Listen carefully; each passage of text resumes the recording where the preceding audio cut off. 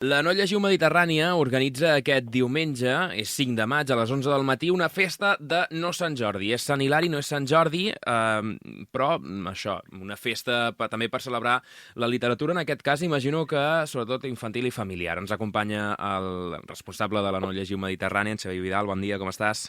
Què tal? Bon dia. El Sant Jordi s'allarga, eh? Sí, bueno, el Sant Jordi, jo sempre dic que Sant Jordi és tot l'any. Sí, tant de bo, El sí. que passa és que el 23 d'abril és com una mena de marabunta inexplicable que no acabem d'entendre molt bé com succeeix tot això. Però bé, molt bé, sí.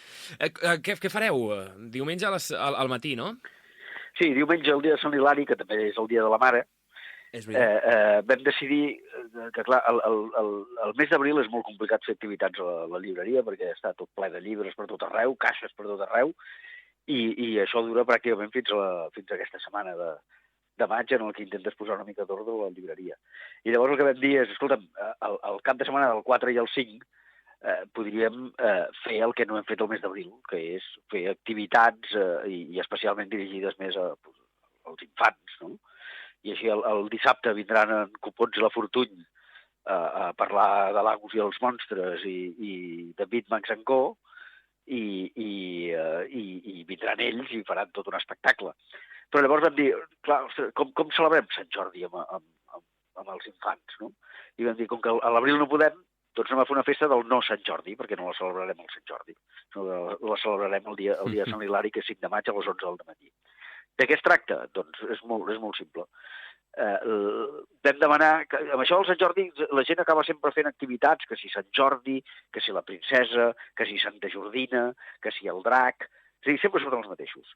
Però clar, ningú no parla mai de la gent, en general, que salva que salva Sant Jordi, no? Que és tot el poble on viu la princesa i on viu la resta de gent. És a dir, és com si només salvés a la princesa, no? Però clar, és que hem de recordar que el drac el que fa és anar menjant-se cada dia un, no? I per tant acaba salvant a tot el poble. I per tant el que vam dir és hem de donar protagonisme a tota aquesta gent.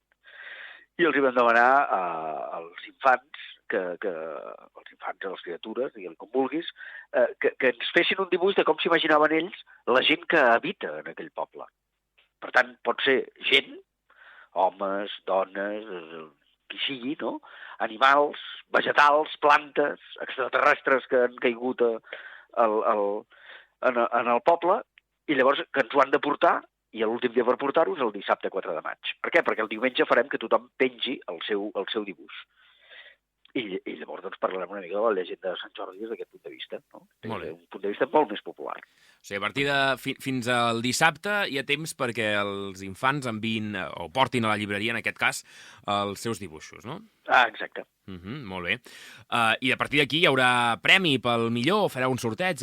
Sí, això del millor, és a dir, segurament el que farem serà unes votacions, perquè la gent triï el dibuix que més li agradi, i el que tingui més vots, que no vol dir que sigui el millor, sinó que els gustos són molt particulars, doncs tindrà premi amb un llibre, o els 3 primers tindran premi amb un llibre. I la resta de gent s'endurà un regalet. Molt bé. Fantàstic. Em deies que el dissabte també feu presentació literària, en aquest cas, sobre Agus i els... Sí, el dissabte al dematí a les 11 també vindran el Jaume Copons i la Liliana Fortuny, que són els autors d'aquesta sèrie tan exitosa de l'Agus i els monstres, i també de l'altra sèrie que es diu Bitmax & Company, que estan tenint un èxit espectacular, i llavors vindran, i només puc dir que quan venen el Jaume i la Liliana la festa està assegurada perquè són realment tremendos fent activitats. Una mica presentació espectacle. Exacte. Molt bé. Exacte. És el primer cop que feu aquesta festa de no Sant Jordi o ja fa temps que la feu? No, aquest és el primer any que ho fem. Molt bé. És que vam decidir aquest any fer-ho. A més, ho fem simultàniament, ho farem a Palafrugell, però també a Barcelona, a la No Llegiu del Clot, també la gent hi podrà participar, és a dir, hi haurà 2 festes simultànies. Molt bé. I, clar, això és el post-Sant Jordi, no? El post-Sant Jordi per activitats, sobretot en aquest cas, familiars. Com va anar el Sant Jordi? Et diria que ja no me'n recordo, però és mentida. Et vaig veure per aquí per Palafrugell, no sé si vas anar saltant de Barcelona a Palafrugell o vas estar només aquí. No, jo vaig estar a Palafrugell. Aquest era el segon Sant Jordi, a més era el primer en dia laborable. Sí. Estem molt contents, francament. Vull dir que va anar molt bé, una mica de fred, una mica de tramuntaneta. Una mica, res. Però, en fi, vull dir que va anar espectacular. El canvi d'ubicació us ha satisfet? Sí, jo et diria que, clar, són ubicacions diferents, no? Sí.